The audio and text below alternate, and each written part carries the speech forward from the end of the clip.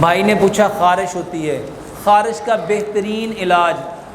یہ جو آج کل خارش ہو رہی ہے نا میرے محترم بھائیو، سکنجوی بناؤ، سکنجوی بناؤ، گڑ میں بنانی ہے، چینی میں نہیں بنانی، گڑ والی سکنجوی بناؤ، سبز دھنیا اور سبز پودینہ رگڑ لو، سبز دھنیا اور سبز پودینہ، ایک گلاس سکنجوی میں 1 چمچ سبز دھنیا پودینہ رگڑ کے صبح پیو، دوپہر پیو، شام پیو، بہترین خارش کا علاج ہے۔ اس کے ساتھ اگر دانے ہیں سرخ رنگ کے چھوٹے چھوٹے اور ایک جگہ پہ کھجلی ہے اور خشک ہے تو میرے محترم بھائیوں کیلا لو، کیلا